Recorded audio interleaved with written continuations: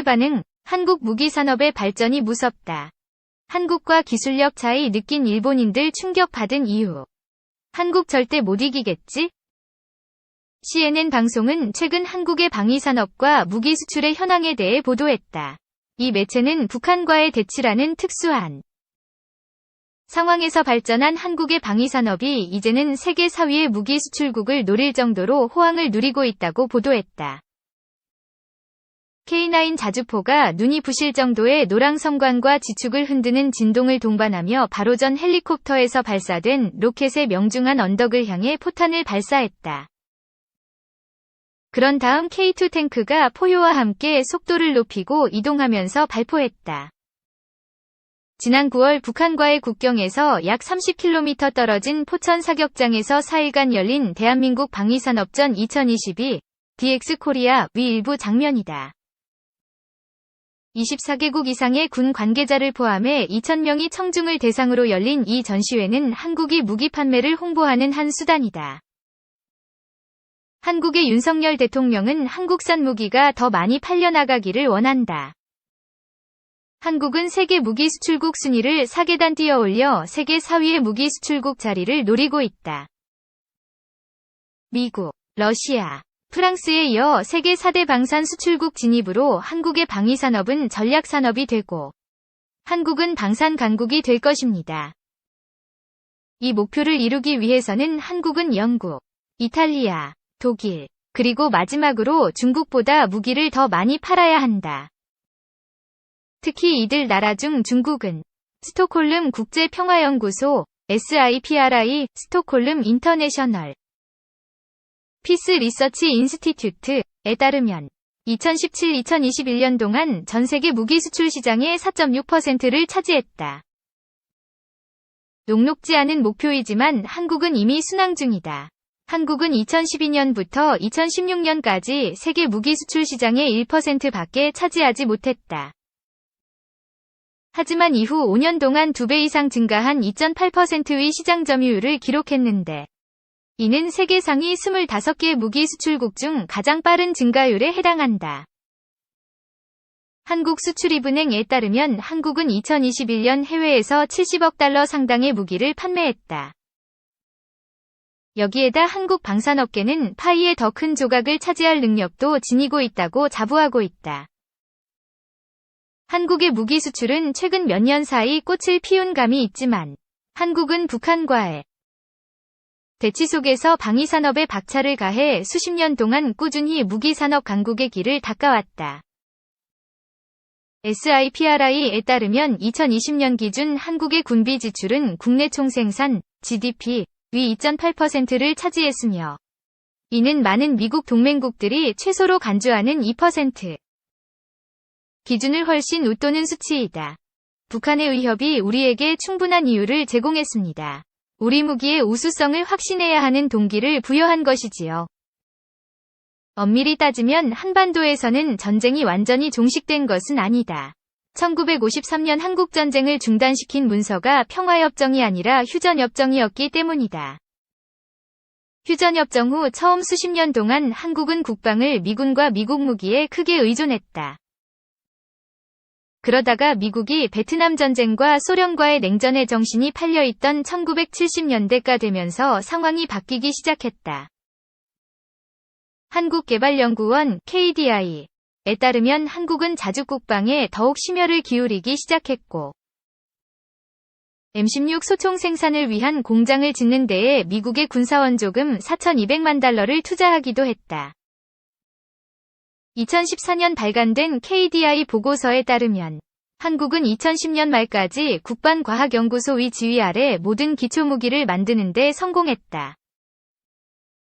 북한의 끊임없는 위협 하에 놓여있는 한국은 오늘날 한국 방산업체들이 판매하고 있는 장갑체계 및 기타 군 장비 개발을 포함한 군 현대화 작업을 위해 방위세를 도입했다. 실사격 시연이 끝나고 다시 산비탈로 돌아온 예비 고객들은 한국 대표들의 홍보에 열심히 귀를 기울였다. 예비 고객들은 멀리 멕시코, 태국, 나이지리아, 필리핀 등지에서 온 대표들이었다. 한 인도 장군은 전시무기의 사거리를 묻기도 했고 카타르 장교 한 사람은 K2 전차를 가까이에서 들여다보기도 했다. 흥미로운 점은 예비 고객 중 우크라이나 출신이 눈에 보이지 않는다는 점이었다.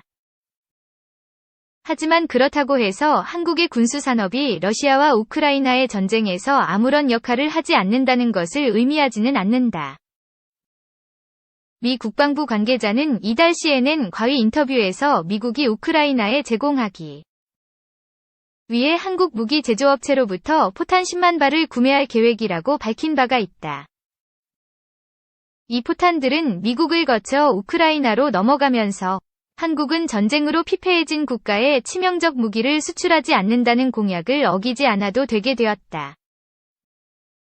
이와 관련 한국 국방부는 을 통해 무기 판매 계획이 처음 보도된 후 발표한 성명에서 우크라이나에 대한 무기 불수출 약속을 어기지 않았으며 포탄의 최종 사용자는 미국이 될 것으로 믿는다고 밝히기도 했다. 블라디미르 푸틴 러시아 대통령은 지난달 말 한국이 우크라이나에 무기와 탄약을 보내기로 결정한 것으로 아는데 이렇게 되면 한국과 우리 관계는 망가질 것이라고 밝혔었다. 그러나 하루 뒤 한국의 윤석열 대통령은 이 같은 주장은 사실과 다르다고 부인했다.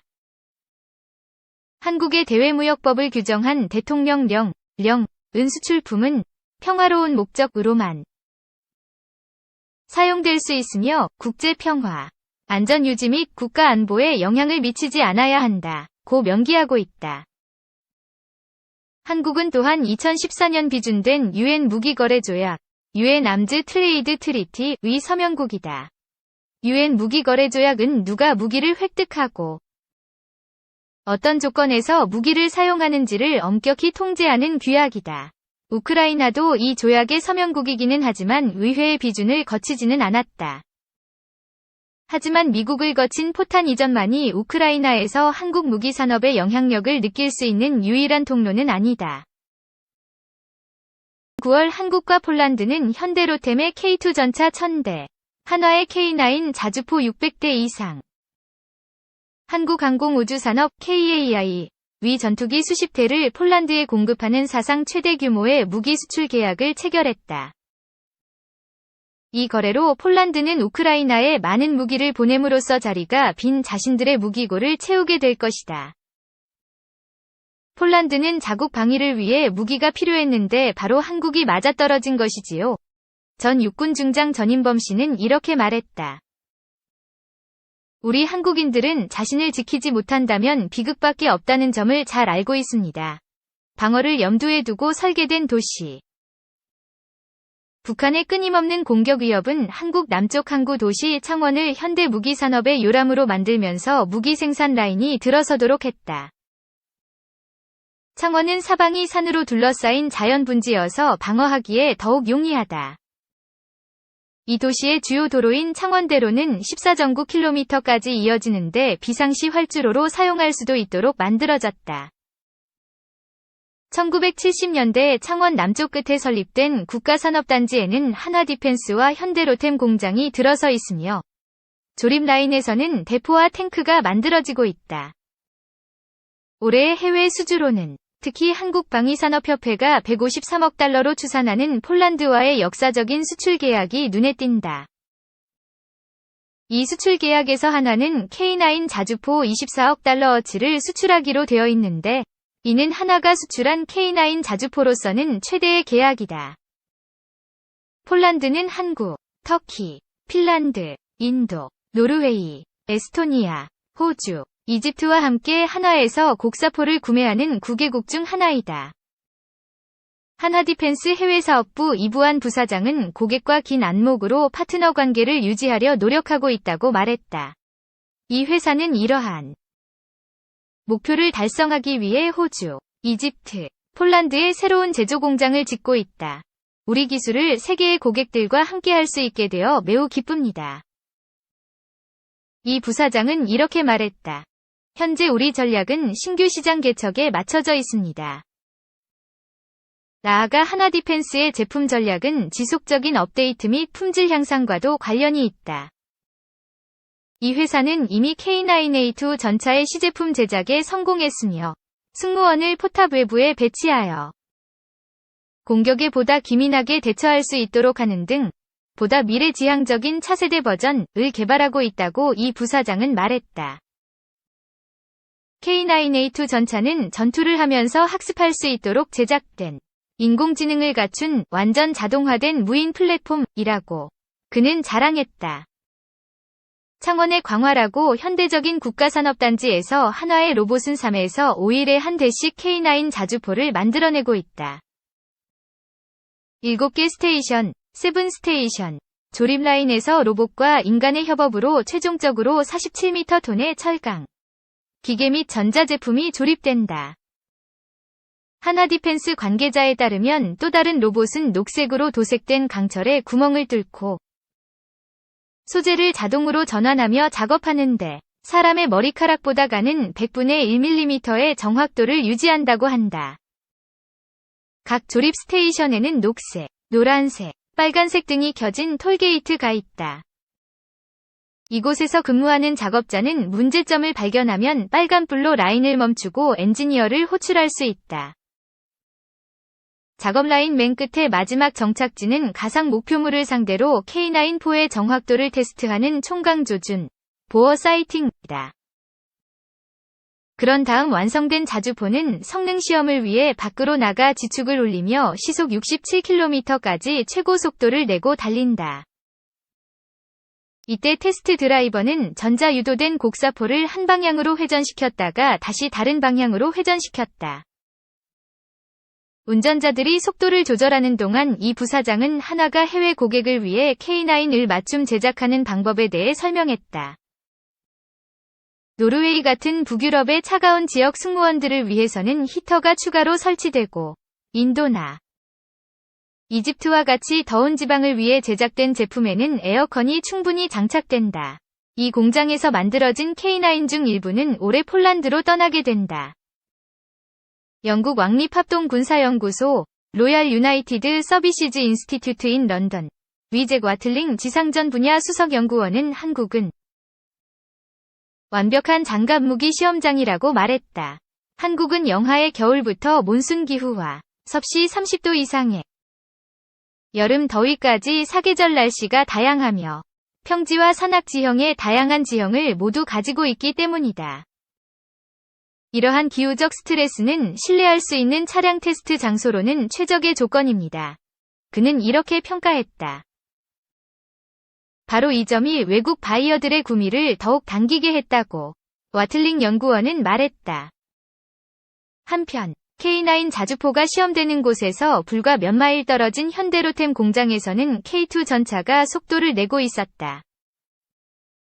K2 전차의 최신 고객 역시 폴란드이다. 우리 K2 전차를 직접 수출하는 것은 이번이 처음입니다. 현대로템의 김 부회장은 이렇게 말했다. 한국군의 주문만으로도 K2 조립 라인은 충분히 바쁘지만 폴란드의 주문으로 현대로템은 생산 능력을 더욱 늘릴 수 있음을 입증했다. 미국 현지 기업의 지원을 받아 미국 시장에 진출하고 미군과 미국 현지 방위산업에 기여하고 싶습니다. 한화의 이 부회장은 이렇게 포부를 밝혔다. 2021년 미국의 군사비 지출은 8,010억 달러였다. 그런데 미 상무부에 따르면 한국의 대미무기 탄약 수출액은 9,500만 달러에 그쳤다. SIPRI에 따르면 미군 군사비 지출은 미국 다음에 9개국을 합친 것보다 많다. 한국은 10위에 속했다. 그러나 한국 방위산업은 미국과 경쟁하기보다는 보완하는 파트너로 보아야 한다고 전 한국 육군 중장 전인범 씨는 분석했다. 미국은 최고급 무기에 어마어마한 군비를 지출하는데 한국은 이 무기들을 공급하지는 못한다고 그는 지적했다. 미국이 만들 필요가 없다고 느끼기 때문에 만들지 않는 무기군들이 있습니다. 그런 무기들을 직접 제조하는 것은 그들의 산업에 도움이 되지 않습니다. 우리는 그 점에 주목해야 합니다. 우리가 폴란드에 판매한 시스템이 바로 그런 것들입니다. 그는 이렇게 분석했다. 는 한국이 추진하는 목표를 미국이 파트너십 차원에서 받아들여주기를 바랍니다. 미국은 세계에서 가장 뛰어난 최고의 무기를 만듭니다.